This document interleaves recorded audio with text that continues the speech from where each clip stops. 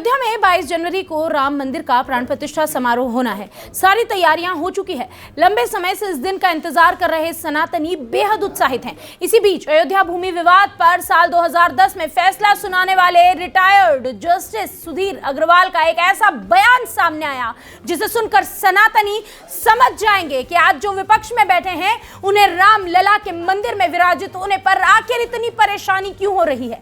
जब से मंदिर के उद्घाटन की तारीख सामने आई है तब से ही विपक्षी खेमे में खलबली मच गई है। विपक्षी दलों के नेताओं की तरफ से जितने बयान आ रहे हैं उससे साफ है कि उन्हें राम मंदिर निर्माण की उतनी खुशी नहीं है जितनी एक हिंदू को, एक सनातनी को होनी चाहिए थी। लेकिन क्या अयोध्या भूमि विवाद पर साल 2010 में फैसला सुनाने वाले जस्टिस सुधीर अग्रवाल ने वो सच बता दिया जिससे तस्वीर ही साफ हो गई कि विपक्ष को मंदिर बनाने से तकलीफ थी, ऐतराज था।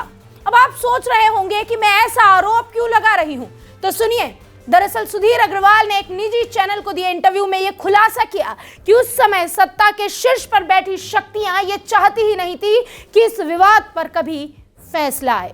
जस्टिस सुधीर अग्रवाल ने कहा कि आज मंदिर की प्राण प्रतिष्ठा समारोह की तैयारियां चल रही है, लेकिन जब इलाहाबाद हाई कोर्ट में इस मामले की सुनवाई चल रही थी तब स्थितियां अनुकूल नहीं थी। उन्होंने कहा कि हाई कोर्ट में इस विवाद की सुनवाई तथ्यों और दलीलों के आधार पर चल रही थी, लेकिन बाहरी शक्तियां फैसला नहीं आने देना चाहती थी। बता दें, इस केस की सुनवाई के दौरान जस्टिस सुधीर अग्रवाल, जो कि अब रिटायर हो चुके हैं, वो 3 सदस्यीय बेंच का एक हिस्सा हुआ करते थे। अभी वो ग्रीन ट्रिब्यूनल के न्यायिक सदस्य हैं। उन्होंने कहा कि रामलला जन्मभूमि मामले में जुलाई 2010 में जब इस विवाद पर फैसला सुरक्षित रख लिया गया तब सरगर्मियां बढ़ गई। हर स्तर पर दबाव बनाया जा रहा था इस मामले में फैसला ना दिया जाए। उन्होंने आरोप लगाया कि इस संबंध में सरकार के अलावा और भी कई स्तरों पर ऐसी कोशिश की जा रही थी। फैसला सुनाने के कुछ दिन पहले हाई कोर्ट के एक वरिष्ठ जज ने उन्हें चैम्बर में बुलाया था और कहा था कि केंद्र सरकार नहीं चाहती थी कि इस मामले में फैसला सुनाया जाए। अब आपको जरा याद दिला देते हैं कि केंद्र में 2010 में किसकी सरकार थी जो नहीं चाहती थी कि इस मामले में फैसला आए। दरअसल केंद्र में कांग्रेस के नेतृत्व वाली UPA 2 सरकार थी और प्रधानमंत्री थे मनमोहन सिंह। अब सोचने वाली बात यह है कि कांग्रेस, खासकर राहुल बाबा, हमेशा कहते हैं कि भारतीय जनता पार्टी पर आरोप लगाते थे कि मंदिर वहीं बनाएंगे, तारीख नहीं बताएंगे। लेकिन आज जब हकीकत सामने आई तो साफ हो गया, तो दूध का दूध और पानी का पानी हो गया कि वो UPA सरकार ही थी जो कभी नहीं चाहती थी कि इस मसले पर फैसला आए या कभी भी राम मंदिर बने। इस मामले में रिटायर्ड जस्टिस सुधीर अग्रवाल ने कहा कि जस्टिस SU खान की तारीफ करना चाहिए। उन्होंने वरिष्ठ जज को यह जवाब दिया था कि अब कुछ नहीं हो सकता। बता दें, बाद में इलाहाबाद हाई कोर्ट ने फैसला सुनाया और 2010 में कोर्ट ने फैसला सुनाते हुए विवादित जमीन को 3 हिस्सों में बांट दिया। इसमें रामलला विराजमान वाला हिस्सा हिंदू महासभा को दिया गया था, दूसरा हिस्सा निर्मोही अखाड़े को और तीसरा सुन्नी वक्फ बोर्ड को दिया गया था।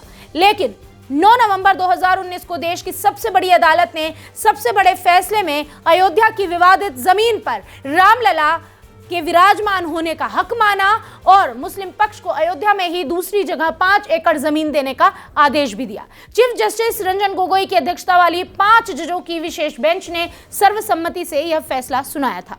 सुधीर अग्रवाल के इस इंटरव्यू के बाद कांग्रेस अब इस मसले पर अपना क्या पक्ष रखेगी या इसे कोरा आरोप कहकर सिरे से खारिज कर देगी। लेकिन मेरा सवाल सीधे सीधे आपसे है। सोचने वाली बात यह है कि यह वो मुद्दा है जिससे देश में हिंदू और मुस्लिम आपस में एक दूसरे से लड़ रहे थे। तो वो क्या वजह थी जो कांग्रेस नहीं चाहती थी, माफ कीजिए, जो UPA 2 सरकार नहीं चाहती थी कि इस मामले में फैसला आए। आखिर वो क्या वजह थी कि कांग्रेस हमेशा दबाव बनाती रही कि इस पर फैसला नहीं आना चाहिए। कांग्रेस किसे नाखुश करने से बच रही थी। आखिरकार कांग्रेस राम मंदिर मुद्दे पर अपनी वास्तविकता में क्या राय रखती है, ये सोचने का विषय है आपके लिए।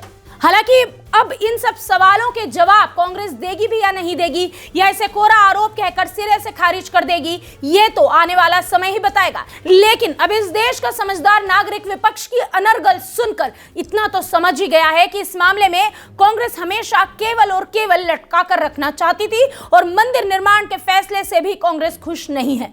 बहरहाल इस मामले पर यह तो हमारी राय है, आपकी राय क्या है? कमेंट बॉक्स में जरूर बताएं। वीके न्यूज, राष्ट्र के नाम।